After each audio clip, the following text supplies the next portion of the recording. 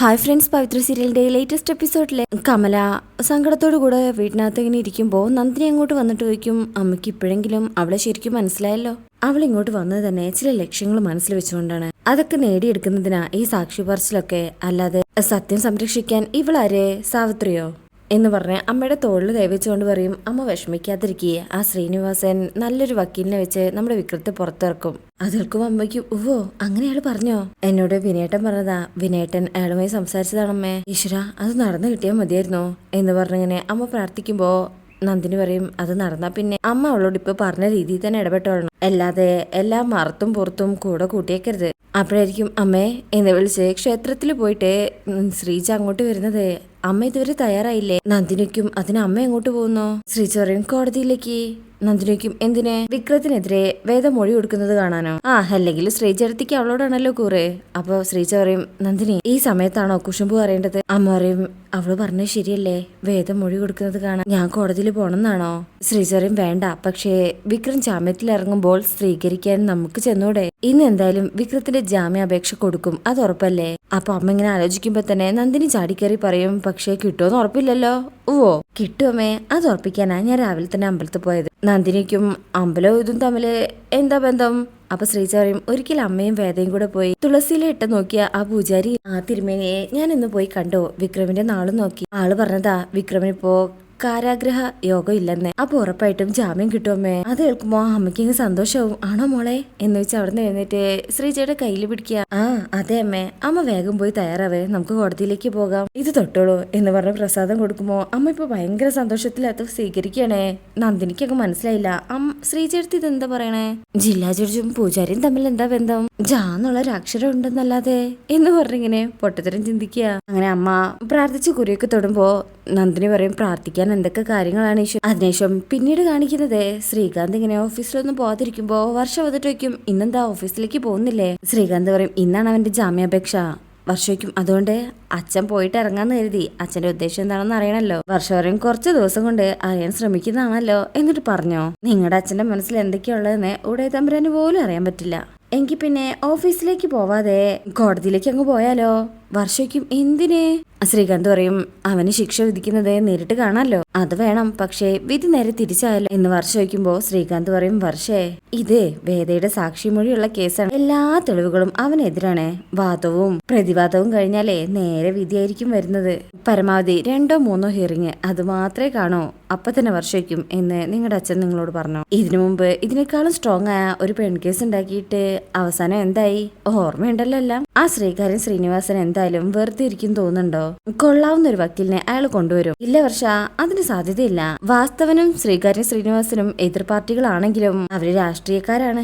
വാസ്തവനോട് fight ചെയ്യാതിരിക്കാനുള്ള വഴി വിക്രമിനെ ജയിലിലേക്ക് അയക്കുന്നതാണ് നല്ലതെന്ന് അയാൾക്കറിയാം. പേരിനൊരു വക്കീലിനെ ഹാജരാക്കുന്നല്ലാതെ വേറൊരു നീക്കവും അയാൾ ഇന്ന് നടത്തില്ല. എന്റെ മനസ്സ് അങ്ങനെ പറയുന്നു. വർഷ പറയും, ആവട്ടെ, നിങ്ങൾ എന്തായാലും അങ്ങോട്ട് പോണ്ടെന്നേ ഞാൻ പറയൂ. കാരണം എന്ന് ശ്രീകാന്ത് വയ്ക്കുമ്പോൾ വർഷ പറയും, ഒരിക്കൽ നിങ്ങളെ അവനെ അപകടത്തിൽപ്പെടുത്താൻ നോക്കിയതല്ലേ? അന്ന് കൂടെ ഉണ്ടായിരുന്ന അതേ അഭിലാഷും പിന്നെ വരുണും കൂടെ ചേർന്നാണ് അവന്റെ കൂട്ടുകാരനെ ഹോസ്പിറ്റലിലാക്കിയത്. ഇനി നിങ്ങളാ വരുണിന്റെ കൂട്ടുകാരനാണെന്ന് തോന്നിയ വിക്രം ആ കേസ് ഇതും കൂടെ ക്ലബ് ചെയ്താൽ ശ്രീകാന്ത് ഒന്ന് ഞെട്ടും. പക്ഷേ നീ എന്തൊക്കെയാ പറയണേ? അതൊന്നും എളുപ്പമുള്ള കാര്യമില്ല. ഇത് വരുണിനെ വിക്രം കൊല്ലാൻ നോക്കിയ കേസ്. അവൻ അടിച്ചു കൊല്ലാൻ ശ്രമിക്കുന്നത് കണ്ടത് അവന്റെ ഭാര്യയും. കേസ് അവിടെ തീർന്നു. വർഷ പറയും, ആയിക്കോട്ടെ, ആ വിക്രം എന്തായാലും ജാമ്യം കിട്ടാതെ ജയിലാവുന്നുള്ളത് നിങ്ങൾക്ക് ഉറപ്പല്ലേ? ഈ നിമിഷം വരെ എനിക്ക് ഉറപ്പാ. വർഷ പറയും, എങ്കിലത് ഇവിടെ ഇരുന്ന് TV കാണാം, അങ്ങോട്ട് നേരിട്ട് പോണ്ട.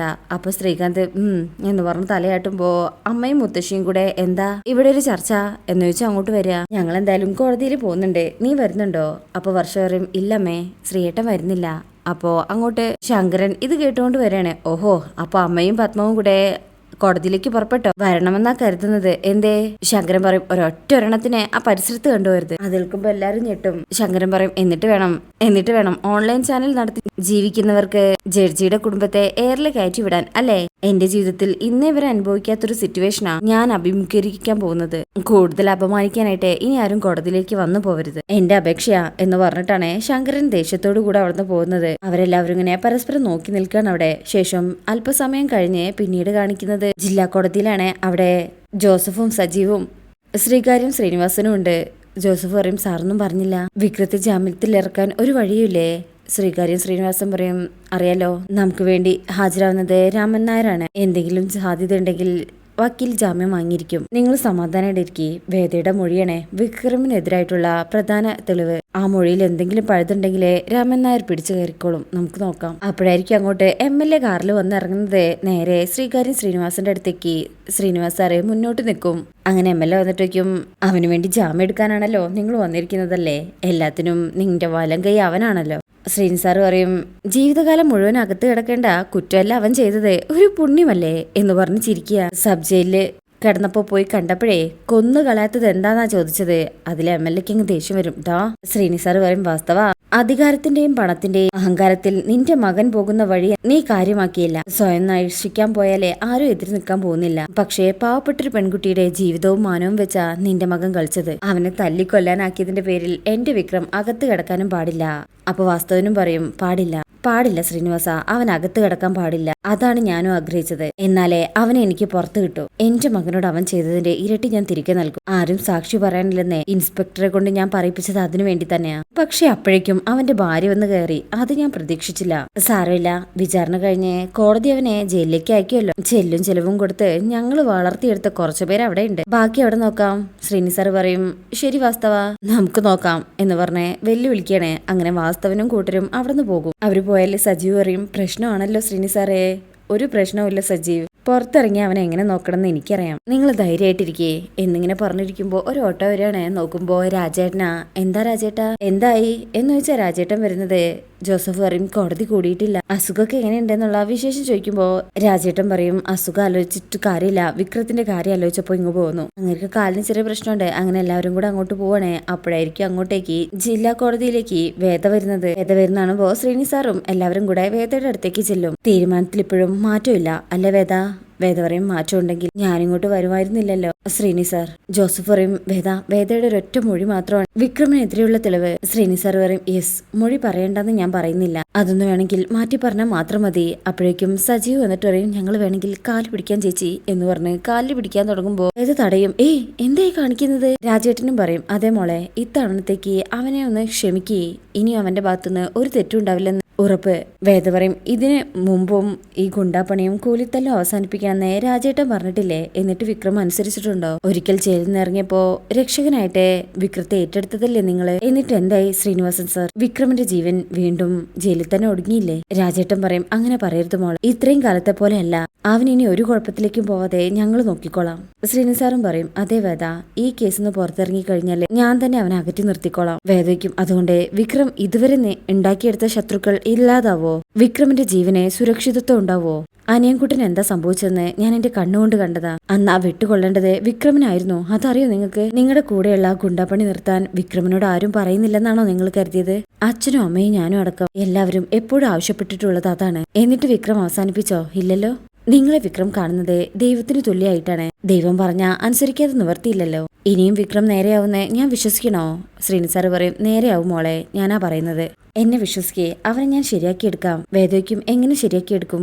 രാത്രിയുടെ മറവില് തക്കം പാത്തിരുന്നേ ഉപദ്രവിക്കാൻ വരുന്നവരെ നിങ്ങൾ തടയോ? നല്ലത് ജയിലാണ്, അവിടെ ആവുമ്പോ ജീവനെങ്കിലും ബാക്കിയുണ്ടാവും. ശ്രീനി സാർ പറയും, ഞാൻ പറഞ്ഞില്ലേ വേദ, ഇനി മുതൽ വിക്രം എന്റെ ടീമിൽ ഉണ്ടാവില്ല, ഞാൻ അവനെ മാറ്റി നിർത്തിക്കോളാം. വേദ പറയും, പക്ഷേ MLA വാസ്തവൻ അവനെ മാറ്റി നിർത്തോ? ഇല്ലല്ലോ, അയാളുടെ മകന് വേണ്ടി അയാൾ ഏതറ്റം വരെയും പോകും, എന്തും ചെയ്യും എന്നാ ഞാൻ അറിഞ്ഞത്. ശ്രീനി സാർ വീണ്ടും പറയും, നോക്കൂ, രാഷ്ട്രീയക്കാർക്ക് അവരുടേതായ രീതികളുണ്ട്, വാസ്തവനുമായിട്ട് ഞാൻ സംസാരിച്ച് സെറ്റിൽ ചെയ്യാം. വേദയ്ക്കും എന്ത് സെറ്റിൽമെന്റ്? നിങ്ങൾ രാഷ്ട്രീയത്തിൽ നിന്നും മാറി നിൽക്കാൻ നിങ്ങളുടെ എല്ലാ അധോലോക കച്ചവടങ്ങളും വാസ്തവനെ തീറെഴുതി കൊടുക്കാന്ന് പറയോ? ഞാൻ മനസ്സിലാക്കിയെടുത്തോളം നിങ്ങൾ രണ്ടുപേരും പല കാര്യങ്ങൾക്കും എതിരാളികളാണ്. അങ്ങനെ ഒരാൾ അയാളുടെ മകനെ ആക്രമിച്ചവർക്ക് വേണ്ടി നിങ്ങളോട് ഒത്തുതീർപ്പിന് വഴങ്ങുന്നേ ഞാൻ വിശ്വസിക്കണോ? ഇപ്പൊ തന്നെ വിക്രം ഒരുപാട് ശത്രുക്കളെ ഉണ്ടാക്കി വെച്ചിട്ടുണ്ട്. അവരോട് എതിരിട്ട് നിൽക്കണമെങ്കിൽ വിക്രത്തിന് നിങ്ങളെപ്പോലെ ഒരാളുടെ പിൻബലം വേണം. അതുകൊണ്ട് വിക്രം ഒരിക്കലും ഇത് അവസാനിപ്പിക്കാൻ പോകുന്നില്ല.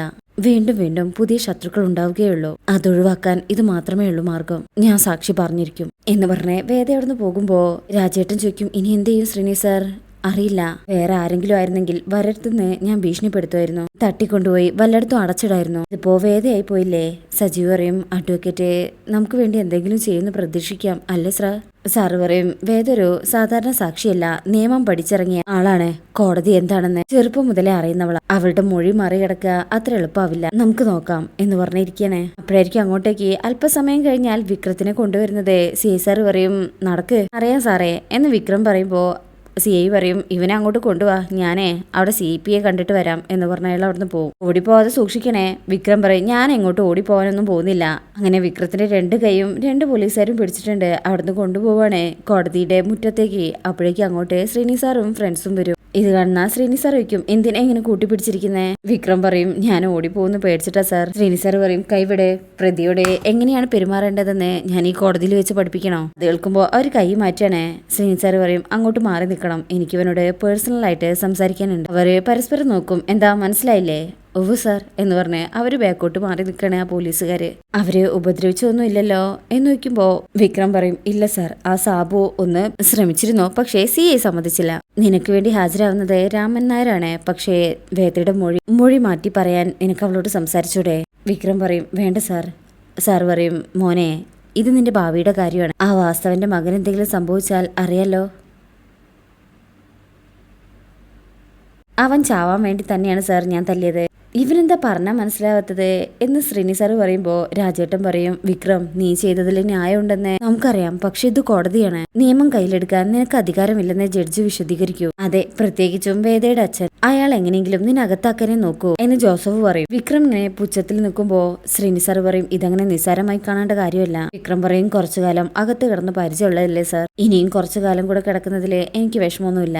സാർ ആ പെൺകുട്ടിയുടെ ഭാഗത്ത് നിന്ന് ആലോചിച്ച് നോക്ക്. ആശുപത്രിയിൽ വെച്ച് ഒരൊറ്റ നോട്ടം മാത്രമേ ഞാൻ അവളെ നോക്കിയിട്ടുള്ളൂ. മനസ്സൊന്നും മാറുന്നില്ല ശ്രീനി സാർ. അവനോട് ചെയ്തത് പോരാന്നുള്ള തോന്നലേ എനിക്കുള്ളൂ. എന്നോട് കോടതി ചോദിച്ചാൽ പറയാൻ പോകുന്നതും അത് തന്നെയായിരിക്കും. ഇനി പോവാം എന്ന് പോലീസുകാരോട് വിക്രം പറയുമ്പോ അവര് വിക്രത്തെ അവിടുന്ന് കൊണ്ടുപോവാണ്. അതിനുശേഷം പിന്നീട് കാണിക്കുന്നത് ആ പെൺകുട്ടിയുടെ അച്ഛനെ അവിടെ കോടതിയിൽ വന്നിട്ടുണ്ട്. സങ്കടത്തോടു കൂടെ അവിടെ ഇരുന്ന് ഇങ്ങനെ കരയാണ്. അപ്പോഴായിരിക്കും വിക്രം അങ്ങോട്ട് വരുന്നത്. വിക്രമിനെ കാണുമ്പോൾ അടുത്തേക്ക് ചെല്ലാണ്. വിക്രം അപ്പോൾ പോലീസുകാരോട് 1 മിനിറ്റ് എന്ന് പറഞ്ഞിട്ട് ഇവരോട് സംസാരിക്കാൻ നിൽക്കും. പോലീസുകാര് അവിടെ നിൽപ്പം മാറി നിൽക്കുകയാണേ. ആ പോലീസ് ഉദ്യോഗസ്ഥനായിരുന്ന ആ കുട്ടിയുടെ അച്ഛൻ പറയും മോനെ, എന്റെ മോൾക്ക് വേണ്ടി നീ. വിക്രം ചുറ്റിലും നോക്കും. സാർ വെറുതെ അവളുടെ പേര് ഈ കേസിലേക്ക് വലിച്ചഴക്കേണ്ട. പേരില്ലാത്തൊരു അതിജീവിതയായിട്ട് അവള് മാറരുത്. പ്രോസിക്യൂഷൻ ഒരിക്കലും അവളുടെ പേര് പറയില്ല, അത് കേസിനെ ദുർബലമാക്കുന്ന അവർക്കറിയാം. ഇത് 2 ആണുങ്ങൾ തമ്മിൽ നടന്ന ഒരടിപിടിയാണ്, അത്രേ പുറത്തു വരാൻ പാടുള്ളൂ. ആ അച്ഛൻ പറയും ഒരു ആൺകുട്ടി എനിക്ക് വേണമെന്ന് എപ്പോഴും ഞാൻ ആഗ്രഹിച്ചിരുന്നു, ആ വിഷമം എനിക്കിപ്പോ ഇല്ലാതായി. ഇത് കേൾക്കുമ്പോ വിക്രം ഇങ്ങനെ ചിരിക്കും. എന്നിട്ടാണ് പോലീസുകാരോടൊപ്പം കോടതിയിലേക്ക് കയറി പോകുന്നത്. അതിങ്ങനെ ആ അച്ഛൻ നോക്കി നിൽക്കാണ് ദയനീയമായിട്ട്. ശേഷം പിന്നീട് കാണിക്കുന്നത് വേദ ഇങ്ങനെ മൊഴി കൊടുക്കാനായിട്ട് അവിടെ ചെന്നിരിക്കും. അപ്പൊ അങ്ങോട്ട് രാധ വരും. എന്നിട്ട് വേദയുടെ അടുത്ത് ചെന്നിരിക്കണേ. ഇത് കാണുമ്പോ വേദ അവിടെ എഴുന്നേറ്റ് പോകുന്ന സമയത്ത് രാധ വേദയുടെ കൈ പിടിക്കാണ്. അങ്ങനെയാണ് ഈ ഭാഗം ഇവിടെ അവസാനിപ്പിക്കുന്നത്. നെക്സ്റ്റ് പ്രൊമോയിൽ കാണിക്കുന്നത് വേദ മൊഴി കൊടുക്കുന്നുണ്ട്. അവിടേക്ക് അമ്മയും ശ്രീചേർത്തിയൊക്കെ വരുന്നുണ്ട്. ഈ സമയം അവരെ വേദ അവിടെ ഒട്ടും പ്രതീക്ഷിച്ചിട്ടുണ്ടായിരുന്നില്ല. പിന്നീട് വീട്ടിലെത്തുമ്പോ വേദയുടെ ദേഷ്യത്തിലാണ് അമ്മയുടെ പെരുമാറ്റം. അതിനെ അനുകൂലിച്ചുകൊണ്ട് നന്ദിനിയും സംസാരിക്കണേ. വേദയെ പുറത്തേക്ക് തള്ളി മാറ്റുന്നുണ്ട്. എന്നാലും വേദ അവിടെ തന്നെയായിട്ടുള്ളത്. അങ്ങനെ സുധാകരൻ മാഷെടുത്ത് വേദ സംസാരിക്കുക. സുധാകരൻ മാഷ മോനെ സംരക്ഷിക്കാനായി ഞാൻ നോക്കിയിട്ടുള്ളൂ, ആ ജീവൻ രക്ഷിക്കേണ്ടത് എന്റെ കടമയാണ്. എനിക്ക് മാഷിന്റെ മകനെ ഇഷ്ടമാണ്, ആ ജീവൻ ഞാൻ രക്ഷിക്കും. മാഷ മകന്റെ ഭാര്യയായിട്ട് കഴിയാനാ എനിക്കിഷ്ടം എന്നൊക്കെ ഇങ്ങനെ പറയുമ്പോ മാഷ് ഇങ്ങനെ ചിരിക്കണേ. വിക്രം ഇപ്പോഴും ആ തടവറയിൽ തന്നെയാണ് കേട്ടോ. ശേഷം പിന്നീട് കാണിക്കുന്ന ഭാഗത്ത് വിക്രമത്തിന് വേണ്ടി വാദിക്കാനായിട്ട് അങ്ങോട്ട് വരുന്നത് ദർശനാണ്. ദർശൻ അങ്ങോട്ട് വരുന്നാണുമ്പോ വേദ ഞെട്ടിപ്പോകുന്നുണ്ട്. പിന്നീട് കാണിക്കുന്ന ഒരു ഭാഗത്ത് വിക്രത്തിനെ പോലീസുകാരെ ആ CI വെടിവെക്കുന്നതാണ്. ഇനി എന്താ സംഭവിക്കാൻ പോകുന്നതെന്ന് നമുക്ക് അടുത്ത ഭാഗത്ത് കാണാം. റിവ്യൂ ഇഷ്ടമായാലേ ചാനൽ ലൈക്ക് ചെയ്ത് സബ്സ്ക്രൈബ് ചെയ്ത് സപ്പോർട്ട് ചെയ്തേക്കണേ. താങ്ക്